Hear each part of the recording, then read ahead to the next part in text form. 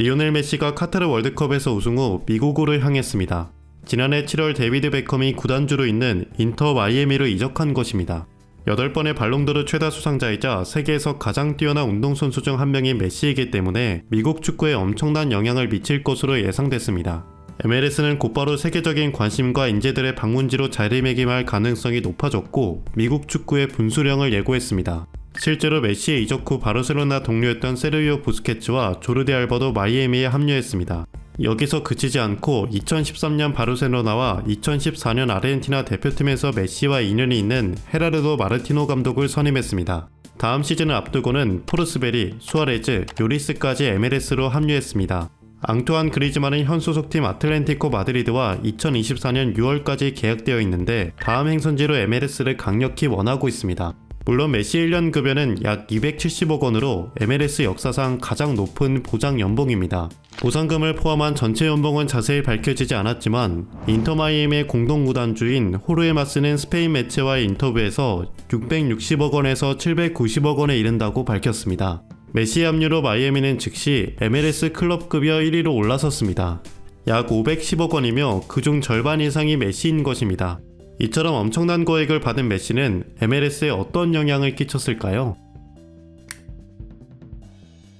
인터 마이애미의 공격 지표를 통해 메시의 활약도를 살펴보겠습니다. 우선 XG90입니다. 90분간 기대 득점이란 뜻으로 해당 위치와 상황에서 슈팅이 골로 연결될 가능성을 나타냅니다. 0에 가까울수록 득점 가능성이 낮고 1에 가까울수록 득점 가능성이 높은 찬스입니다. 손흥민을 예시로 XG를 설명하겠습니다. 이는 지난 시즌 손흥민이 프리미어리그에서 득점한 모든 골의 위치입니다.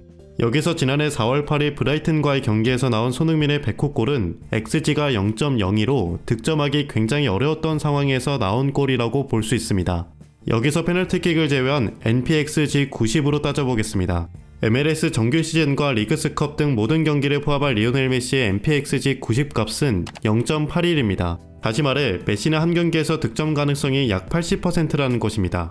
5경기에 출전할 때마다 약 4골의 비율입니다.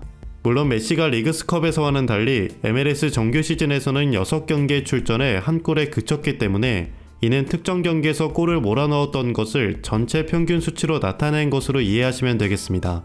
인터 마이애미에서 선발 출전한 모든 미드필더와 공격수들의 NPXG 90 그래프입니다. 각 구간을 0.1씩 나누어 해당 범위의 값을 지닌 선수의 명수를 나타냅니다. 여기서 0.8 이상의 선수는 역시나 리오넬 메시이며 유일합니다. 대부분의 미드필더와 공격수들이 0과 0.2 사이의 값을 가지고 있는 것과 상당히 비교됩니다. 득점력을 봤으니 다음 지표는 득점 기여도를 확인할 수 있는 GCA 90입니다. 90분당 득점 창출력을 계산하는 지표이며 골로 직접 이어지는 2번의 공격을 뜻합니다. 이번에도 손흥민을 예시로 설명하겠습니다. 지난해 12월 10일 토트넘과 뉴캐슬의 경기에서 손흥민은 GCA가 3인데 그중 하나의 상황입니다. 데스티니 우도기의 골장면의 전 상황으로 돌려보면 우도기가 손흥민에게 패스, 손흥민이 드리블 돌파 후 우도기에게 어시스트합니다. GCA는 직전 상황 2번을 인정하기 때문에 우도기와 손흥민 모두 GCA가 1이 인정됩니다. 골로 가는 빌드업의 전체 그림을 포함해서 어시스트보다는 포괄적입니다. 이번 시즌 리오넬 메시의 GCA 90 값은 0.97입니다. 매 경기에서 인터 마이애미 골을 만들어내는 빌드업에 거의 한 번씩은 기여한다는 것입니다. 인터 마이애미에서 선발 출전한 모든 미드필더와 공격수들의 GCA 90 그래프입니다. 역시나 리오넬 메시는 0.9에서 1 사이의 유일한 선수이며 팀 내에서 가장 높습니다. 전체 평균이 0.33이었기 때문에 리오넬 메시는 평균적으로 다른 선수들보다 골 기여도가 약 3배 높은 것입니다.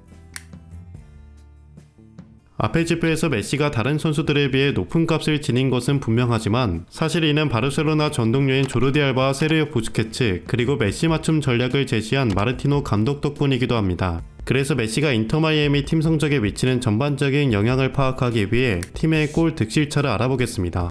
이 통계는 개별 선수가 필드에 있는 동안 팀의 득점에서 실점을 뺀 값입니다.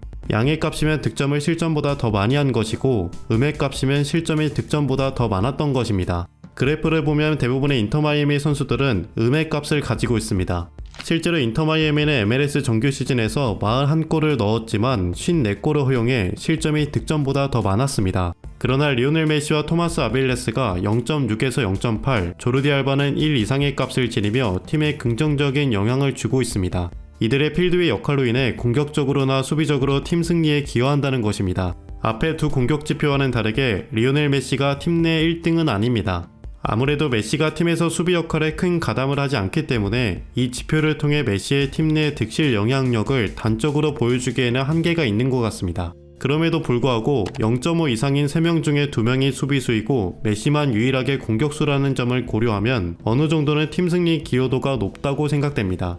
이런 3개의 지표를 통해 메시는 공격 지표에서 압도적인 1위였고 팀의 승리 가능성을 높이는 데 기여했다는 것을 알 수 있습니다. 실제로 2018년 창설된 마이애미는 지난해 리그스컵에서 최초로 우승했으며 러마운트 US 오픈컵에서도 최초로 준우승을 했습니다.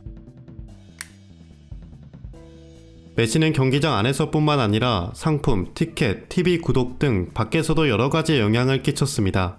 애플의 축구 전용 중계 채널인 MLS 시즌 패스는 메시가 인터 마이애미에서 뛴 첫날 가입자가 하루에 11만 명이나 증가했습니다.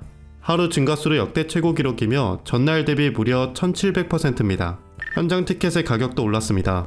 인터 마이애미의 홈경기 평균 티켓 가격은 20만원에서 110만원으로 상승했으며 이는 468% 증가한 것입니다. 현장 티켓 상승은 원정 경기에서 더욱 두드러집니다. 후반기 원정 경기를 포함한 평균 입장권 가격은 지난 시즌 대비 1000% 정도 상승했습니다. 특히나 뉴욕과 LA 같은 큰 시장에서는 1700% 가까이 증가했습니다. 뉴욕 레드불스와의 평균 티켓 가격은 지난 시즌 12만원이었지만 220만원까지 올라서 1760% 상승했습니다. 마찬가지로 라이벌인 올랜도시티 SC와의 가격은 2022년 10만원에 불과했지만 메시의 등장으로 230만원까지 치솟아 1709% 차이가 났습니다. 인터 마이애미 공식 인스타그램 계정은 팔로워가 100만명에서 1500만명으로 증가했습니다. 결론적으로 리오넬 메시가 지난해 마이애미에 합류한 것은 경기력을 향상시켰을 뿐만 아니라 MLS 시장에 전반적으로 큰 영향을 끼쳤습니다. 메시는 MLS 다른 선수들에 비해 많은 보수를 받고 있지만 파급력을 생각하면 그만한 값어치라 하는 것으로 보입니다. 다음 월드컵이 미국에서 개최되는 가운데 2025년까지 메시가 미국에서 경기를 하는 것은 미국인들의 축구 관심도 상승으로 이어지는 계기가 될 것 같습니다.